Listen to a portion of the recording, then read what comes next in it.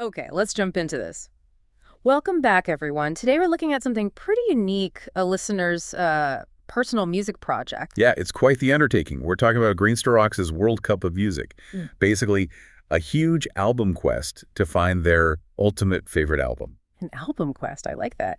And the method is kind of wild, right? Just throws all the albums into random groups of four. Exactly. Listens multiple times, ranks them 1 to 4, and only the top 2 make it to the next round. It's this massive, subjective knockout tournament, one person's mission. And we're zooming in on one specific group today. That's right, Group 150, and it got this great title, like a bat out of hell, too, which kind of gives away one of the contenders.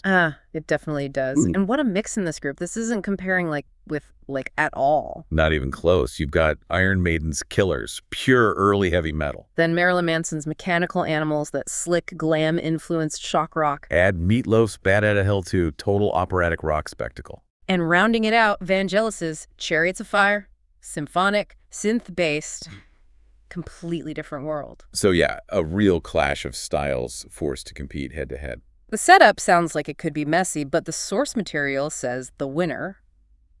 Well, it wasn't much of a contest for first place. Not really, no. Seems one album just dominated. Okay, let's start there then. The clear, unapologetic winner of Group 150, Meatloaf's Bat Out of Hell 2, straight to number 1, no messing about. And the description really paints a picture of why. It's just maximum rock, everything dialed up to 11. Yeah, words like overblown, bombastic. Grandiose piano, loads of really ornate guitar solos, these huge power riffs. It's not holding back at all. I love the description in the notes. It's like the album is waving a 50-foot rock and roll flag in your face. That's a perfect summary, isn't it? It just demands your attention. Yeah. That kind of scale clearly just blew the others away in this particular contest. And you have to remember the context, too. This was '93, grunge was huge, everything was kind of stripped back, a bit cynical maybe. Yeah, right. And then this drops, totally ignoring all that. It brings back that huge, polished, almost theatrical sound Jim Steinman pioneered. So its success here, winning the group so easily, really shows that, spectacle still works. People still want that big, epic sound sometimes. Absolutely. It still has that stage show vibe from the first bat, but the notes say this one's even more polished, bigger, maybe tighter, production-wise.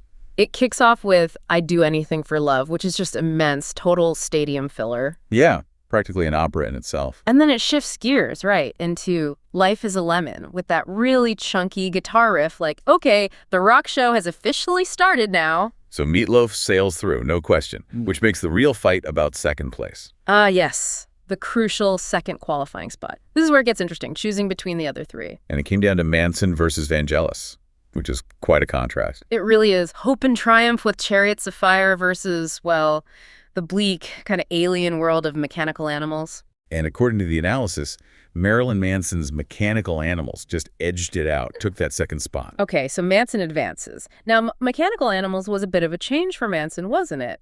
The notes mention more melody, more harmony. Yeah, definitely. Compared to Antichrist Superstar, which was much more abrasive, more industrial maybe, this was slicker. It was their big commercial moment, right? Totally. It broke them big time. Still dark, still shock rock, but maybe a bit more accessible, and the influences are really clear. The notes point out specific ones? Oh, yeah. Pink Floyd is mentioned, especially on Speed of Pain, which is described as chill-out inducing, interestingly enough. Then bits of the Prodigy's electronic sound on Post-Human, and then David Bowie. The notes say he's just everywhere else on the album. Right. That whole glam rock Ziggy Stardust influence was pretty overt on that record. Absolutely. So that blend, that sort of refined darkness, got it through to the next round. But wait, hang on. If it's borrowing so much, how does that beat something as original and focused as Gellis? Chariots of Fire is iconic. And that's the tricky thing with this whole album quest idea, isn't it? How do you weigh influence versus originality versus just impact? So Gellis came in third then. Just missed out. Just missed out. And Gellis has that incredible skill, the notes really highlight this, of making piano sound traditional. Yeah. Even when he's layering these futuristic synth sounds, almost like laser noises, right over it.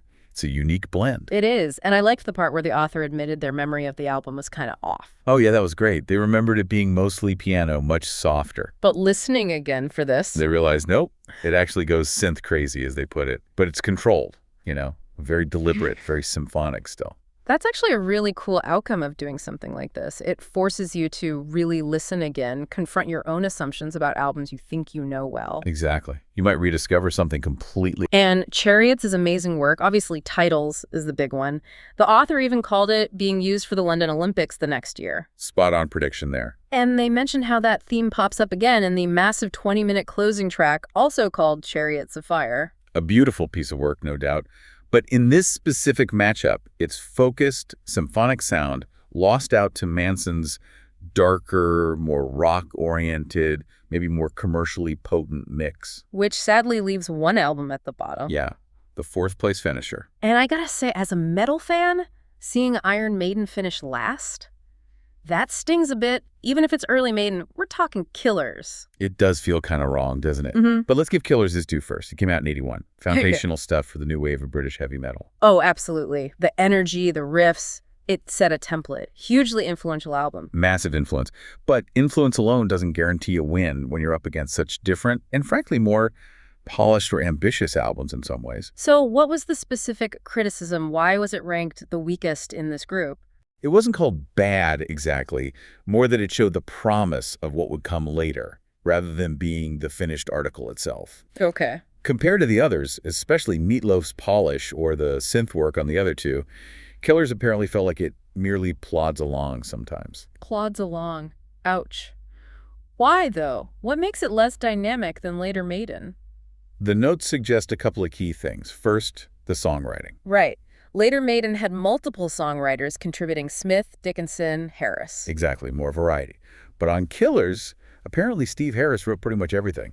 9 out of the 10 tracks or something like that. So maybe less variety in the sound and structure. Potentially, yeah.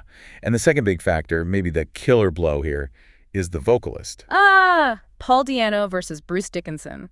The shadow of the air raid siren. Precisely. The author mentions finding it difficult to fully appreciate Di'Anno's scratchy vocals. Especially knowing what came next. Exactly. Especially because for key tracks like Wrathchild or Murders in the Rue Morgue, there are these powerhouse live versions with Dickinson that just overshadow the originals for many people. So it's being judged against its future self, almost. It seems like it. Plus, the notes also mention it lacks Nico McBain's drumming, which became such a key part of their sound later.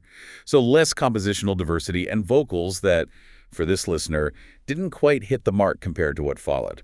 Okay, so the early metal energy just wasn't enough against the sheer scale of Meatloaf, the dark polish of Manson, or the unique soundscapes of Gellis in this particular showdown. That seems to be the verdict from this album quest. A tough break for a classic album, but that's how these subjective rankings go sometimes. Right.